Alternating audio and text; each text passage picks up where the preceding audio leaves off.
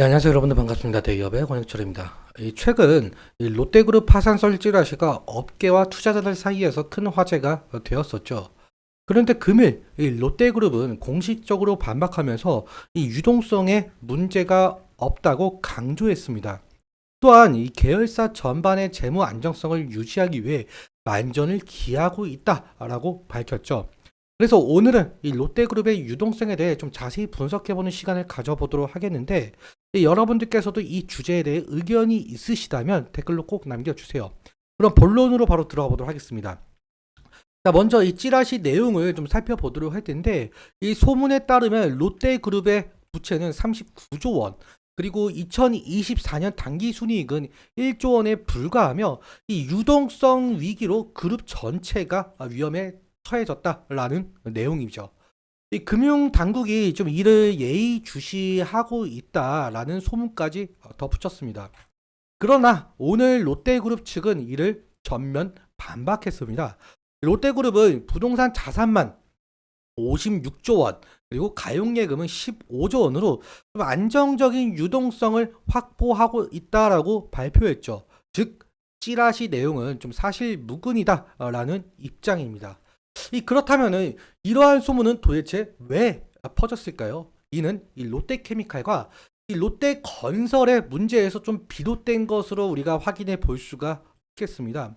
롯데건설 같은 경우는 부동산 PF 문제, 롯데케미칼은 회사채 문제와 이 지속적인 영업손실, 이 두 가지가 이 찌라시의 원인으로 추정을 해볼 수가 있겠죠. 각각의 이슈 좀 더 자세히 살펴보도록 하겠습니다. 이 부동산 PF는 이 부동산 개발의 주요 자금 조달 방식인데요. 여기에는 이 브릿지론과 그리고 본 PF라는 개념이 있습니다. 브릿지론은 고금리의 이 금융권이 참여를 하면서 이 이금융권 대출로 토지를 매입을 하게 되죠. 그리고 본 PF가 발생을 하게 되는데, 본 PF에서 이 본격적인 건설 자금을 위한 대출, 근데 이 자금이 제1금융권에서 실행을 하게 됩니다. 여기서 두 가지 위험성이 있어요. 문제는 다음과 같죠.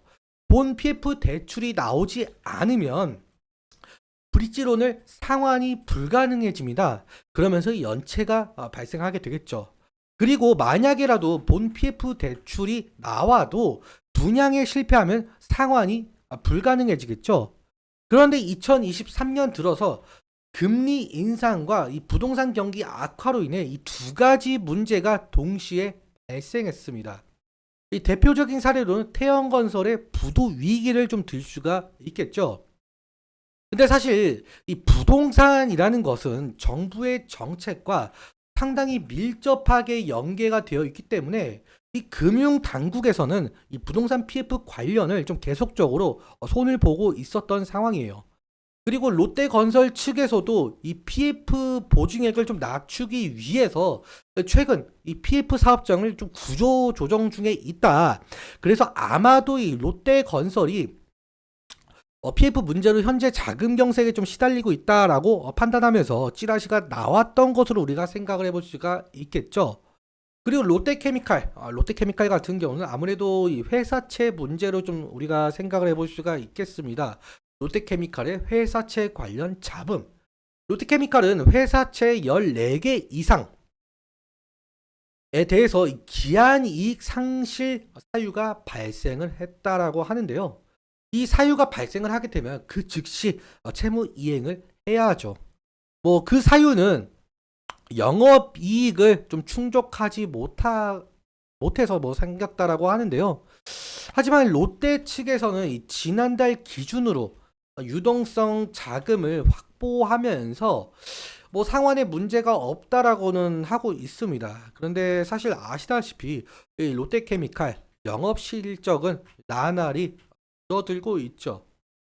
그리고 롯데 측에서 밝히기로는 2018년 이후 화학산업은 신규 증설 누적의 공급 과잉 현상으로 수급이 악화되고 중국의 자금률이 높아지면서 손익이 저하됐다라고 밝히고 있는데, 실제로 중국에서 정부 주도로 상당한 석유화학 투자를 진행을 하면서 공장 가동률을 높였습니다. 그로 인해 에틸렌 생산 능력을 한국의 4배에서 6배 이상으로 높였죠.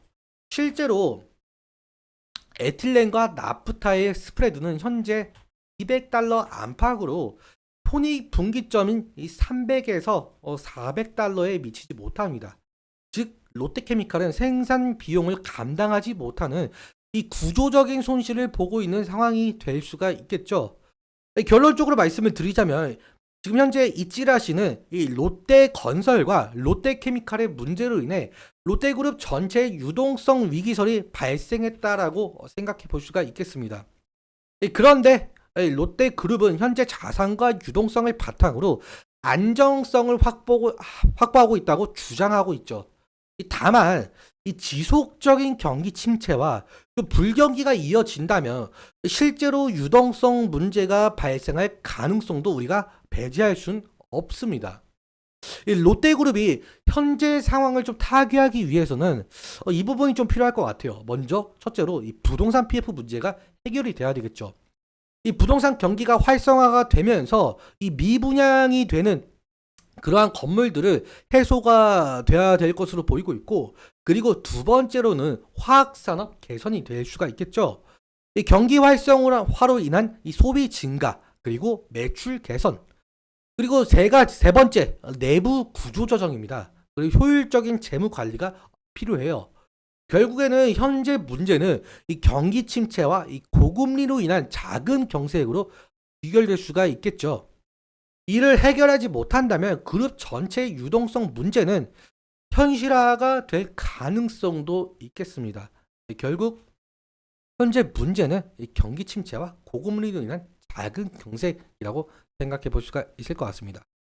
오늘 준비한 내용은 여기까지입니다. 여러분들께 도움이 되셨으면 좋겠고, 그리고 여러분들의 의견이나 좀 궁금하신 점들은 좀 댓글로 남겨주시면 감사할 것 같습니다. 그럼 지금까지 데이업의 권혁철이었습니다. 감사합니다.